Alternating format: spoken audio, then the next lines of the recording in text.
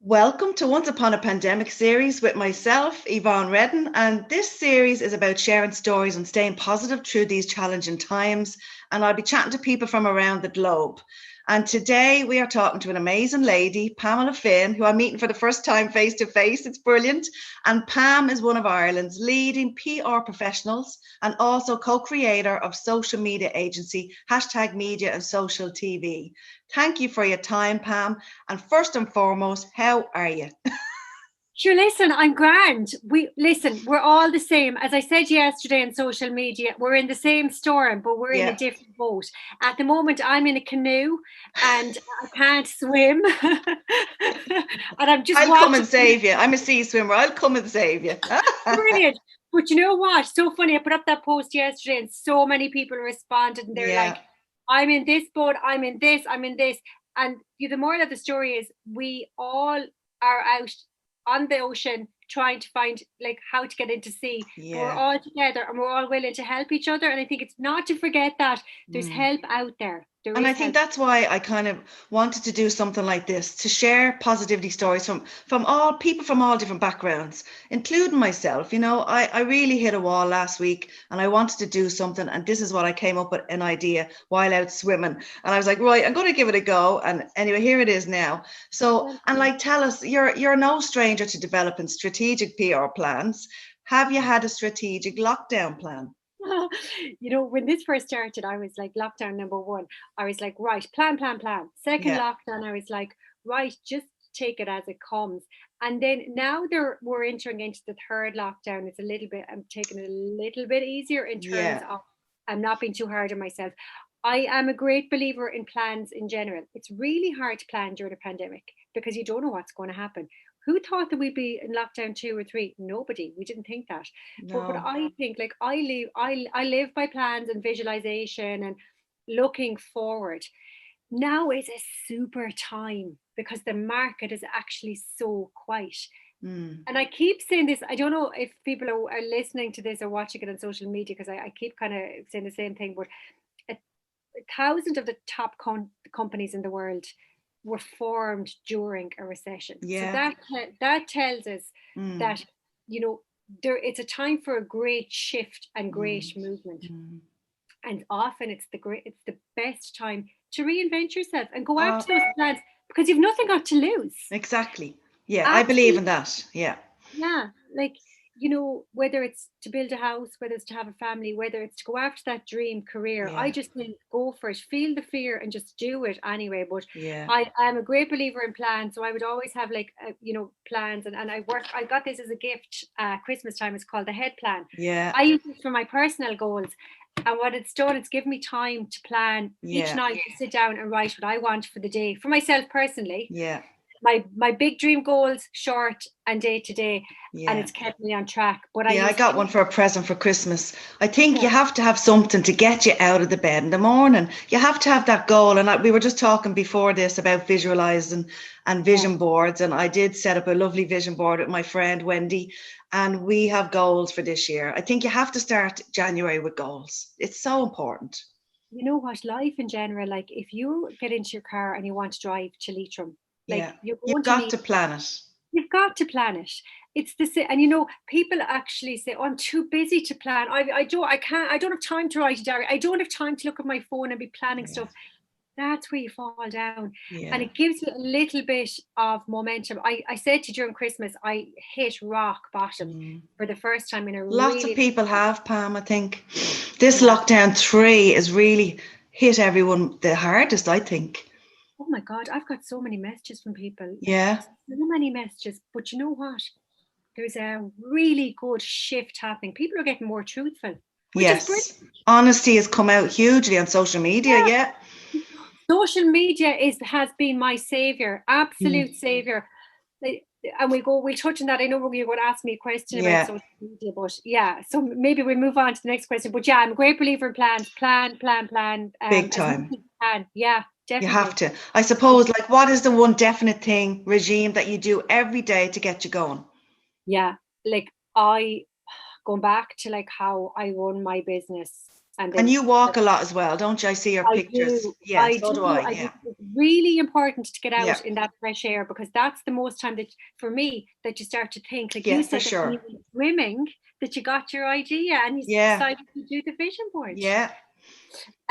So like when I get up, the first thing I do always is I check the news, because I want to know what's happening. Yeah. I have avoided looking at news about COVID numbers. What I look for is the business news, what's happening in the marketplace. I get reports in, so I can then kind of say, right, this is going to happen or that's going to happen, and create. Yeah.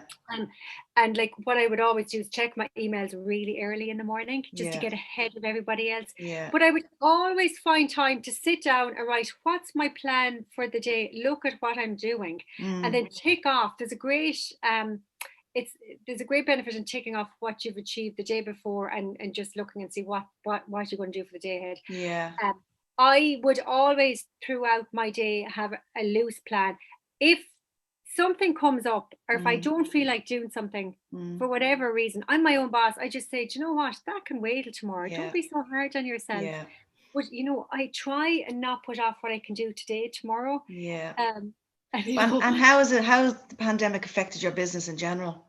Yeah, so like we lost 90% of our business. Wow. So that's enormous, Pam, isn't it? It's huge. Yeah. Absolutely huge. But we did. We went and met with the best mentors in the world. We chatted them over Zoom. We got help. We collaborated with people. We have turned our business around like 360 to focus. This is the hashtag media, where it's social TV, and following our dream and do what we love, and we're on the cusp of something really huge. And it's brilliant. And I think it's been a real year of collaboration, hasn't it? And connecting with people that you'd never would have been able to connect with before, because everyone's online. It's brilliant. And everyone's more open. Like, look at you. You met, one of the actresses from Little House on the Prairie. Like, I know, it was brilliant, wasn't it? I know. I was so lucky. But it's like what I think. Go for the big people that you want to interview. Like, what all they can do is say no. So I just said, right, I'm going to just try. And it worked out fine. And I've more people I'd love to meet and interview as well. And I will. And you have to put it out there. You will. If I can get Nelly, I can get anyone. You can get anyone. It doesn't matter who it is. I 100% agree with you. And you know what? People are more approachable now as well. They are. Because they want it as well, you see. I think it works. It's a two-way, works both ways. They want it as well. So they're for different angles too, so it can work really well that way. Yeah, no, I absolutely agree. So are you going to share any of your new plan with us? Let's just say it involves the big screen, the big screen, because I wanted to be a TV presenter all my life since I was little. And you've done a little bit of it as well, haven't you, Pam? Yeah, you've been on shows. I have. I have. And I was always afraid to do it. And then I just said about 12 years ago, I was like, to hell with this. Go for it. I keep going for it. The PR is fine because I get a lot of consults and mentoring, and that's always okay. Yeah. And I love that because I love helping people and bringing them to the next step. So that's absolutely fine. But yeah, I think if you stay doing what you love, you can't really go too far wrong. And often it's the fear, but now is the right time. Just bloody go for it. Imagine looking back. Yeah, exactly. And I think, sharing your ideas with the right person can make them ideas come true. And I've learned that as well. I shared my ideas with my friends. They were like, just go for it and give it a go. Like the Talk, Learn, Connect series last year that I did, that was brilliant. So now this year it's video. So yeah, I think you have to just go for it. And just, if you fall down, you learn by your mistakes anyway. You do. And you know what? I always think if you don't take a lesson every day, there's something wrong. I love your attitude. You're so positive. Thanks. And that's what this is all about, because there's people like me and you at home that hit that wall. I'm not afraid to say it. Like it's the honesty, as you say, it's the honesty that's exuding from social media and every different way. And that's what people want to hear, the real stories. Do you know what I mean? And that's what this is about. They don't want the filtered stuff. They don't want the negativity, and that'll perhaps you can share a tip to avoid that negativity on social media. There's lots of it still. I'll tell you something. What I do, right, is I used to always try and be a people pleaser, and if somebody commented, I'd comment back in a nice way. I would normally do anyway, I'm like that. But if Yeah. somebody's rude to me on social media for no particular reason, I just block them straight away. They're blocked. That's it. I won't Yeah. even try and enter into that conversation. They're not worth your headspace. The Christmas keyboard warriors, aren't they? Like, that's the keyboard name. Yeah. warriors with nothing else to do. So, but in relation to negativity with Yeah. social media, I would unfollow any business or person that I think is just impacting on my mental health and well-being. Mhm. For me, Yeah. it's mental health and well-being. If they're not a benefit to my business or adding something to my life, just Mm. move it away. It Yeah. doesn't matter what it is. Yeah. If it's somebody just posting something that's just not resonating, I just push it away. I've gone off Twitter over the I last was few going to weeks. ask you what's your preferred platform that you use. Yeah. It's definitely Instagram. Yeah. I think with Instagram, people that are posting images of themselves, or Instagram is a platform that's mainly used for images, sharing of Yes, I agree. Yeah. and stories.